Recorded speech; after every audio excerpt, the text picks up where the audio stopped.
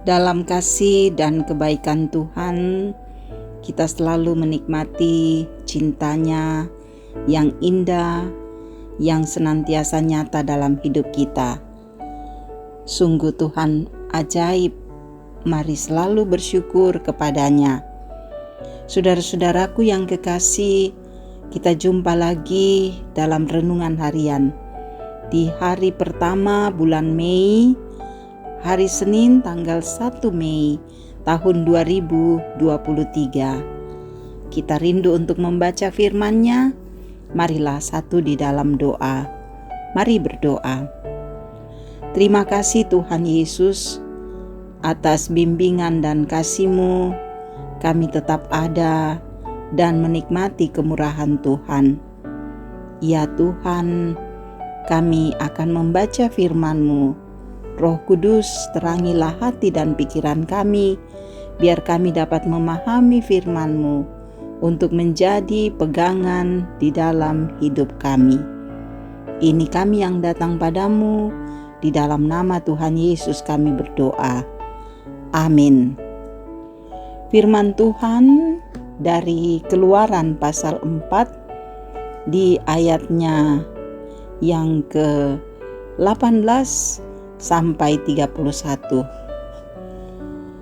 Lalu Musa kembali kepada mertuanya Yitro serta berkata kepadanya, "Izinkanlah kiranya aku kembali kepada saudara-saudaraku yang ada di Mesir untuk melihat apakah mereka masih hidup." Yitro berkata kepada Musa, "Pergilah dengan selamat." Adapun Tuhan sudah berfirman kepada Musa di Midian, "Kembalilah ke Mesir, sebab semua orang yang ingin mencabut nyawamu telah mati." Kemudian Musa mengajak istri dan anak-anaknya lelaki, lalu menaikkan mereka ke atas keledai, dan ia kembali ke tanah Mesir, dan tongkat Allah itu dipegangnya di tangannya. Firman Tuhan kepada Musa, "Pada waktu engkau hendak kembali ini ke Mesir, ingatlah supaya segala mujizat yang telah kuserahkan ke dalam tanganmu kau perbuat di depan Firaun. Tetapi aku akan mengeraskan hatinya sehingga ia tidak membiarkan bangsa itu pergi. Maka engkau harus berkata kepada Firaun, beginilah firman Tuhan, Israel ialah anakku, anakku yang sulung. Sebab itu aku berfirman kepadamu, biarkanlah anakku itu pergi, supaya ia beribadah kepadaku. Tetapi jika engkau menolak membiarkannya pergi, maka aku akan membunuh anakmu, anakmu yang sulung." Tetapi di tengah jalan, di suatu tempat bermalam, Tuhan bertemu dengan Musa dan berikhtiar untuk membunuhnya.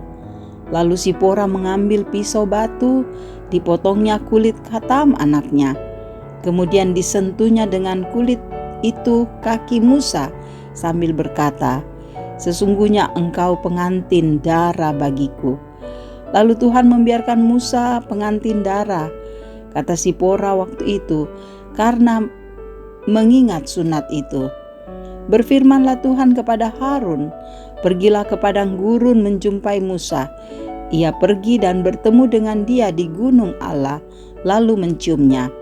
Kemudian Musa memberitahukan kepada Harun segala firman Tuhan yang disuruhkannya kepadanya untuk disampaikan, dan segala tanda mujizat yang diperintahkannya kepadanya untuk dibuat. Lalu pergilah Musa beserta Harun, dan mereka mengumpulkan semua tua-tua Israel. Harun mengucapkan segala firman yang telah diucapkan Tuhan kepada Musa, serta membuat di depan bangsa itu tanda-tanda mujizat itu. Lalu percayalah bangsa itu, dan ketika mereka mendengar bahwa Tuhan telah mengindahkan orang Israel dan telah melihat kesengsaraan mereka, maka berlututlah mereka dan sujud menyembah. Demikian firman-Nya. Haleluya. Amin. Saudara-saudara yang kekasih, tema kita saat ini dikuduskan untuk diutus. Saudaraku yang kekasih, firman Tuhan jelas tidak akan pernah berubah. Karena itu, apa yang telah dinyatakan firman Tuhan pasti akan diwujudkan. Saudara-saudara, dalam firman Tuhan ini diperlihatkan bahwa Musa menghindar dari Mesir dan pergi ke Midian. Sebab Musa takut pada Firaun. Musa telah membunuh seorang Mesir, yang mana orang Mesir telah memukul saudaranya, saudara Musa orang Israel. Saudara-saudara, namun setelah beberapa waktu Musa berada di Midian, datanglah firman Tuhan bahwa Musa harus kembali ke Mesir, sebab dialah yang telah ditetapkan Tuhan untuk menuntun umat Israel keluar dari Mesir menuju ke Kanaan, tempat yang telah dijanjikan Tuhan kepada nenek moyang Israel, Abraham, Ishak, dan Yakub. Saudara, Musa tidak langsung melakukan hal tersebut, tetapi Musa lebih dahulu menemui mertuanya Yitro. Dan Yitro merestui kepergian Musa, dan Yitro mendoakan, lalu berkata, "Pergilah dengan selamat." Saudara-saudara, dalam mengerjakan perintah ini, Musa lebih dahulu diingatkan Tuhan bahwa Firaun akan dibuat keras kepala, dan disinilah Musa akan melakukan mujizat agar menjadi jelas pada Firaun bahwa Musa adalah hamba Tuhan, dan Tuhanlah yang berkuasa dan tidak ada Allah lain yang melebihinya di muka bumi. Saudara-saudara, tetapi dalam perjalanan ke Mesir, datanglah Tuhan untuk berikhtiar membunuh Musa. Dalam peristiwa ini akan menjadi peringatan pada diri Musa bahwa haruslah setiap orang disucikan baru mengerjakan pelayanan yang berasal dari Tuhan. Mengapa? Karena Musa bersama anaknya belum disunat, seperti kebiasaan orang Israel, bahwa orang yang belum disunat artinya belum suci.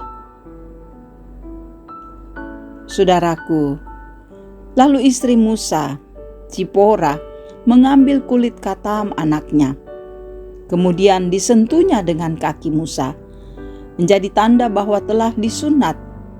Maka kuatlah Musa untuk melanjutkan perjalanan ke Mesir setelah ia bertemu dengan Harun dan mereka bersama-sama menuju ke Mesir.